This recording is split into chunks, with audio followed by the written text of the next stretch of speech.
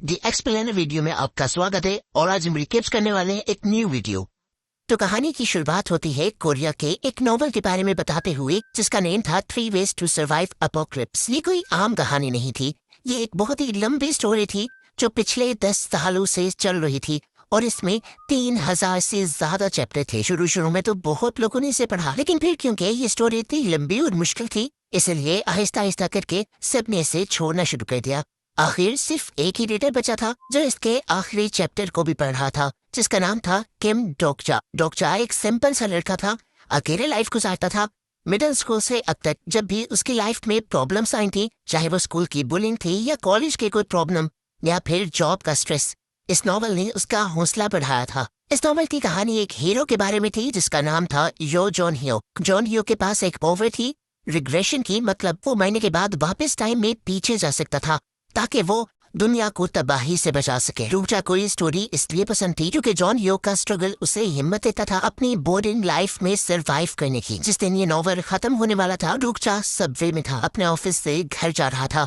उसने जब भी आखिरी चैप्टर पढ़ा तो उसे थोड़ा दुख हुआ क्योंकि इसकी एंडिंग बहुत ही हार्श थी। सिर्फ हीरो ही जिंदा बचा था, बाकी सब मर गए थे। डोकजा को इसकी एंडिंग पर इतना ज्यादा गुस्सा था कि उसने ऑथर को कमेंट ही लिख डाला कि ये इंतहा की बकवास एंडिंग थी। रहने की बात ये कि ऑथर ने रिप्लाई भी किया और उसे थैंक यू बोला। साथ में उसे ये भी कहा कि तुम ही एक वजह थे जिसकी वजह से मैं ये नॉवल कंप्लीट कर पाया। तुम्हारा इस नॉवल को पढ़ने का शुक्रिया। और अगर तुम्हें इस नॉवल की एंडिंग पसंद नहीं आई तो तुम इस नॉवल की एंडिंग खुद लिख सकते हो।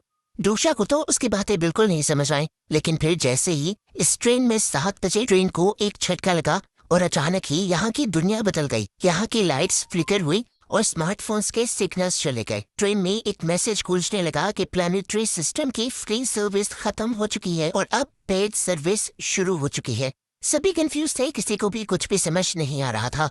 इस टाइम में हवा में उड़ता हुआ एक छोटा सा क्रिएचर आता है जो खुद को डिकॉय भी बताता है। नॉवल पढ़ने की वजह से डोकजा इस क्रिएचर के बारे में जानता था। डुकाइबी ने सभी डरे हुए पैसेंजर्स को बताया कि उनकी पीसफुल लाइफ खत्म हो चुकी है और अब उन्हें सरवाइव करने के लिए अपनी वर्थ प्रूव करनी होगी। सभी लोगों को ये सब मजाक लग रहा था, इसलिए सबको यकीन दिलवाने के लिए इस क्रिएचर ने यहाँ खड़े एक आदमी का सर उड़ा दिया। ये देखकर तो ट्रेन में भगदड़ मच गई। डुकाइबी ने सबसे कहा कि ये मजाक नहीं है और अब आप लोगों को पहला मिशन दिया जाएगा। अगले 10 मिनट में यहाँ से आपको किसी भी जिंदा ऑर्गेनिज्म को मारना है, यानी किसी भी जिंदा चीज को मारना है, और अगर आप ना मार पाए तो 10 मिनट के बाद मैं आप लोगों को मार दूंगा। कुछ तो डर के मारे यहीं जमकर खड़े हो गए तो कुछ लोगों ने अपने आप को जिंदा रखने के लिए दूसरे लोगों को मारना शुरू कर दिया। यहाँ पर जो सिर्फ रिलैक्स खड़ा था वो डोकजा था। वो समझ गया था कि ये वही सीन है जिससे वो नॉवल शुरू हुआ था। अब क्योंकि उसने नॉवल पढ़ा हुआ था और ये सारी सिचुएशन उस नॉवल से ही लिंक थी, तो डोकजा को आने वाली सारी सिचुएशन का पहले से ही पता था। वो ये भी जानता था कि इस टाइम का मिशन है किसी भी लिविंग ऑर्गेनिज्म को मारना, ना कि इंसानों को मारना। डोकजा यहाँ पर एक बच्चे को देखता है जिसके पास एक बॉक्स में बहुत सारी चूंटियां थी। वो फौरन उस बच्चे के पास गया और उस बच्चे से एक कंटेनर लेते हुए उसने एक कीड़ी मार दी और यही पास करी अपने को-वर्कर को भी उसने एक चूंटी दी मारने के लिए। डोकजा वो पहला इंसान था जिसने एक चूंटी मारी थी, इसलिए यहाँ पर अनाउंसमेंट होती है कि डोकजा को 300 कॉइन्स मिले हैं। पता चलता है कि इस दुनिया में कॉइन्स ही सब चीजें हैं जिनसे ये लोग कोई भी आइटम खरीद सकते हैं अपनी ताकत बढ़ाने के लिए और अपने बचाव के लिए। इसी टाइम पर डोकजा नोटिस करता है कि सबने इंसानों को मारना छोड़ दिया था, पर अभी भी एक लड़का ऐसा था जो एक बुरी औरत पर हमला किए हुए था और उसे मारने की कोशिश कर रहा था। डोकजा समझ गया कि ये नामवुन है, नॉवल का एक ऐसा कैरेक्टर जिसे मारपीट बहुत पसंद है। डोकजा उस बुरी औरत को बचाना चाहता था, लेकिन उसके पास इतनी ताकत नहीं थी कि वो नामवुन से लड़ पाए।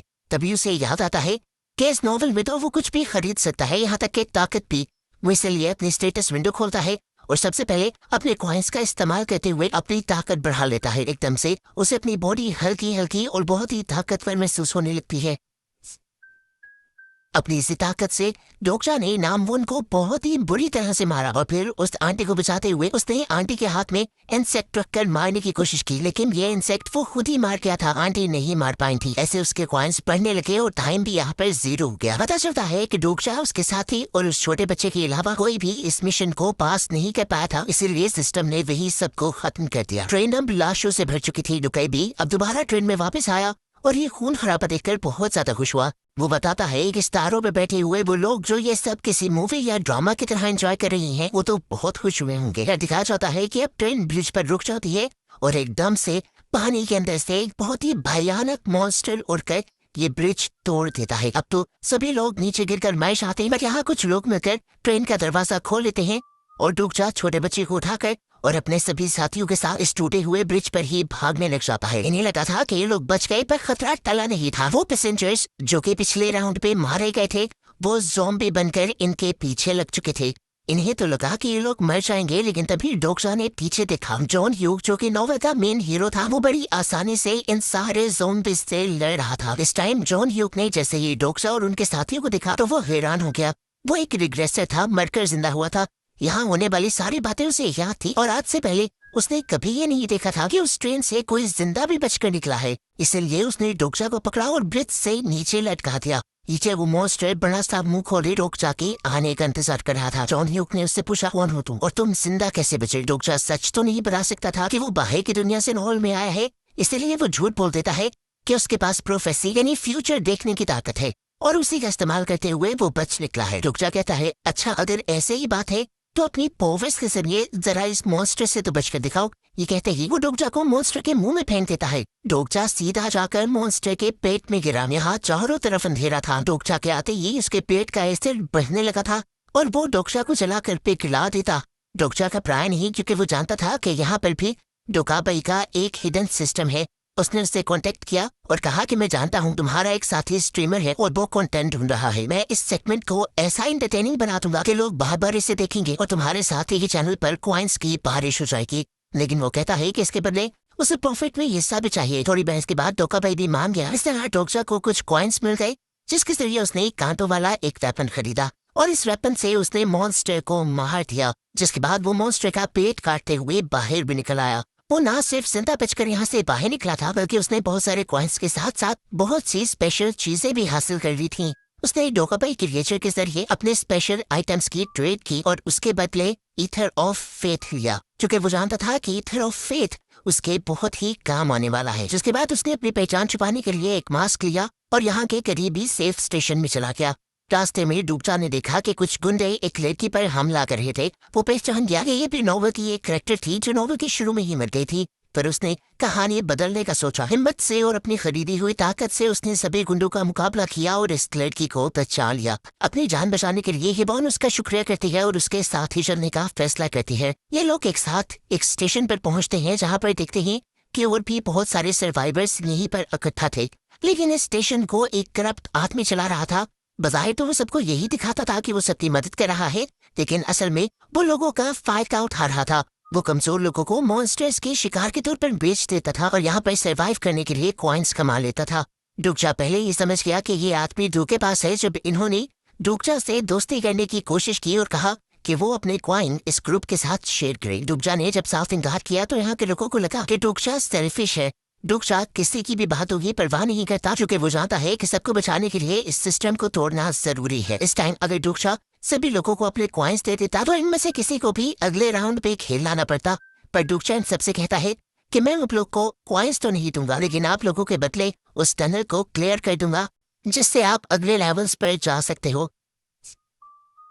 डोक्सा ने इस काम के लिए यहाँ पर एक छोटी सी टीम बनाई। इस टीम में उसके साथ ही बनी एक सोल्जर, वो लड़की अभी अभी जिसकी उसने जान बचाई थी, उसकी कोवर्कर, और साथ ही साथ वो छोटा बच्चा जिसके पास पहले इंसेक्ट्स थे। इस बच्चे के पास इंसेक्ट्स से भाग करने की पावर थी, इसलिए डोक्सा जानता था कि ये बच्चा बहुत ही इनके काम आने वाला है।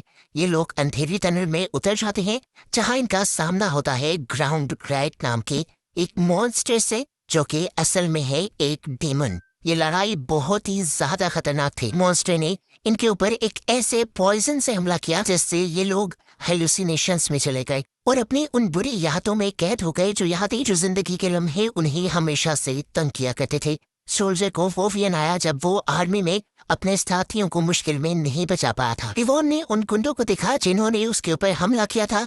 इस तरह जिसकी जो बुरी याद थी, सब उसी को देखकर डर कर जम गए थे। लेकिन डोक्सा के पास एक स्किल थी जिसका नाम था फोर्थ वॉल। ये स्किल उसके दिमाग को इमोशंस से बचा कर रखती थी। इस तरह उसने अपने आप को भी हेलुसिनेशंस और इन्विजन से बचा लिया, जिसके बाद उसने चिल्ला चिल्ला कर सभी लोगों के भी इल्यूजन्स तोड़ दिए। होश में आते ही टीम ने वापस हमला किया। डोक्चा ने शॉप से वाइट स्टार प्योर एनर्जी खरीदी, जिससे उसका वेपन चमकने लगा। फिर उसने और रूहीबॉर्न ने मिलकर उस मॉन्स्टर के ऊपर इसी वेपन से हमला किया और उसे खत्म कर दिया। इस मॉन्स्टर को खत्म करते ही इन्हें यहाँ पर ट्रेजर चेस्ट मिला, जिनमें इनके लिए बहुत सारे नए वेपन्स थे। सभी ने अपने अपने वेपन्स पार्ट लिए और डोक्चा को यहाँ पर मिली थी एक टूटी हुई तलवार। सबको लगा कि इसका कोई मायने नहीं है, लेकिन डोक्चा जानता था कि यही सबसे अच्छी चीज है। उससे पहले जो ईथर ऑफ फेथ खरीदा था वो इसी के लिए तो था। वो जैसे ही ईथर ऑफ फेथ को इस तलवार के ऊपर लगाता है तो ये तलवार रोशनी में बदल जाती है और ब्लेड ऑफ लाइट बन जाती है। एक ऐसा वेपन, एक ऐसी तलवार बन जाती है जो ना टूट सकती थी और ना इससे उसका कोई दुश्मन बच सकता था। अपना ये मिशन खत्म करने के बाद ये लोग वापस स्टेशन के अंदर आते हैं और आते ही सभी सर्वाइवर्स को उस करप्ट लीडर की सच्चाई बताते हैं। इवॉन जिसके साथ उस करप्ट ग्रुप ने ज्यादती की थी वो गुस्से और इंसाफ की आग में जल रही थी, इसलिए उसने करप्ट लीडर को मार दिया और सभी सर्वाइवर्स को आजाद करवा लिया। लेकिन रुकने का वक्त नहीं था, उन्हें अगले स्टेशन चिंगमोरो जाना था ताकि वो मेन सिनेरियो के साथ चल सकें। जब वो चिंगमोरो पहुंचे तो वहाँ की हालत बहुत ही ज्यादा खराब थी। यहाँ का सिनेरियो ग्रीन जोन का था।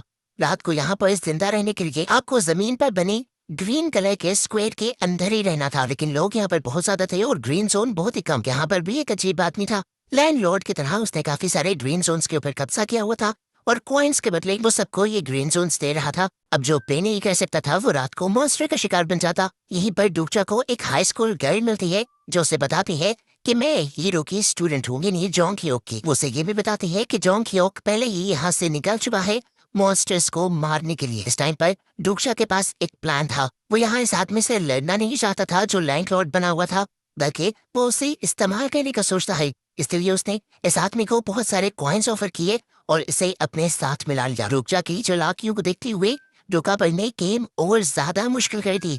वो एलियंस जो ये सब कुछ ऊपर से दिख रहे थे उन्हें और भी ज्यादा ड्रामा चाहिए था, इसलिए डोका भाई ने यहाँ पर ग्रीन जोन्स कम कर दिए। ये एक चाह थी ताकि लोग एक दूसरे को मारे। इस टाइम पर लोग इसलिए भी ज्यादा घबरा गए क्योंकि जिस टाइम पर ग्रीन जोन बदला था ठीक उसी टाइम पर मॉन्स्टर्स ने हमला कर दिया था। सीधी सीधी चीटिंग थी ये। डोक्चा को यहाँ पर समझ आया कि सरवाइव करने का रास्ता ग्रीन जोन के लिए लड़ना नहीं बल्कि उस ग्रीन जोन को डिस्ट्रॉय करना है। अगर जोन नहीं रहेगा तो गेम के रूल्स टूट जाएंगे और गेम रुक जाएगी। लेकिन ये काम था बहुत रिस्की। ये आइडिया उसे इतना खास नहीं लगता और अब वो मॉन्स्टर की तरफ देखता है। वो सोचता है कि अगर वो इन मॉन्स्टर्स के बॉस को ही मारते तो ये सिनेरियो बहुत ही ज्यादा जल्दी खत्म हो जाएगा। लेकिन यहाँ का बॉस इन सारे मॉन्स्टर्स की क्वीन कोई मामूली मॉन्स्टर नहीं थी, वो एक भयानक ड्रैगन थी।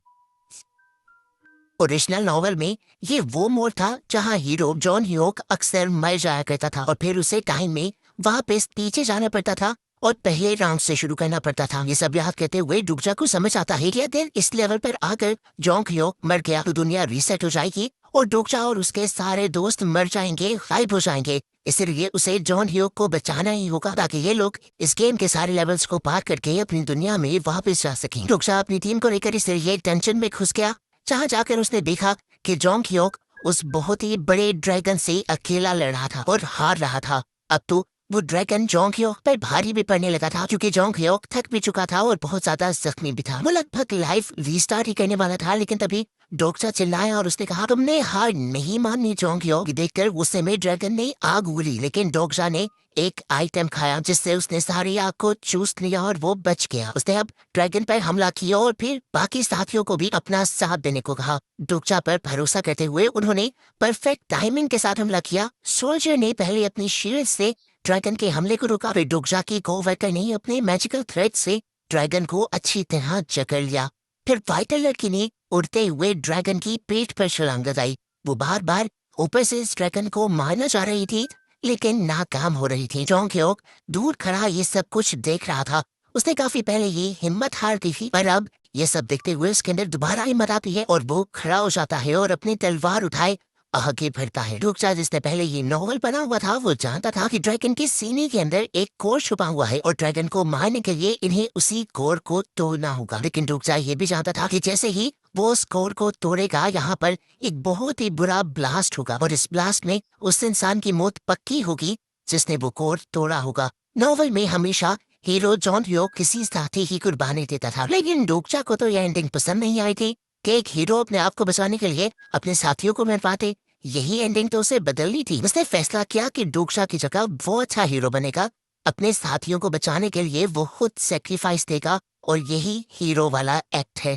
यही फैसला करते हुए वो फौरन ड्रैगन की तरफ भागा और उसने अपनी ब्लेड ऑफ लाइट उस ड्रैगन के सीने के अंदर घुसा दी और उसके कोर को तोड़ दिया। ड्रैगन जोर से चिल्लाया और एक तेज रोशनी के साथ धमाके ने उन सबको घेर लिया। जॉन योग बहुत ही हैरानी से ये सब कुछ देखता रहा, जबकि डोक्शा उस रोशनी में ही कहीं गायब हो गया। ड्रैगन यहाँ पर राख बन गया और ये सिनेरियो, ये लेवल यहीं पर कंप्लीट हो गया। ड्रैगन के मरने के बाद इन्हें तो जीत का जश्न मनाना चाहिए था, लेकिन ये सब लोग दुख में टूट गए थे क्योंकि एक पल को इनको लगा कि डोक्शा मर गया है। सारी टीम रोने लगी थी, लेकिन तभी धूल हटी यहाँ से और डोक्शा इन्हें चलता हुआ दिखाई दिया कि नहीं, वो जिंदा था। अब यहाँ पर हमें ट्विस्ट रिवील होता है कि अपने आप को बचाने के लिए उसने पहले मिले हुए एक रिवॉर्ड का यूज किया था, जिसका नाम था किंग ऑफ नो किलिंग, और उसी रिवॉर्ड की वजह से वो मरकर भी जिंदा हो गया था। चोंग ह्योक बहुत ही हैरानी से अब डोक्शा को देख रहा था। उसके लिए ये अनजान आदमी था। पहली मर्तबा उसने इस कहानी में इस आदमी को देखा था और ये आदमी उससे भी बहुत ज्यादा अच्छा था। ये लड़का फ्यूचर भी पहले से जानता था और इस कहानी को खत्म करने के लिए उसने अपने किसी साथी की कुर्बानी नहीं ली। उसने अपने आप को कुर्बान करने का फैसला किया। वो जानते थे कि अभी गेम खत्म नहीं हुई, आगे के कुछ लेवल और सिनेरियो शायद इससे भी ज्यादा मुश्किल हो, लेकिन ये जानते थे कि ये एक ग्रुप है और टीम वर्क करके ये लोग जीत कर ही इस नॉवल से निकलेंगे। ऐसे ही डोक्शा और उसके पूरे ग्रुप को दिखाते हुए ये मूवी यहाँ पर खत्म हो जाती है। वीडियो पूरी देखने के लिए धन्यवाद। मिलते हैं जल्दी आपसे नेक्स्ट वीडियो में। जब तक के लिए आप चैनल सब्सक्राइब कर लीजिएगा ताकि आपको ऐसी और अमेजिंग वीडियोस मिलती रहे।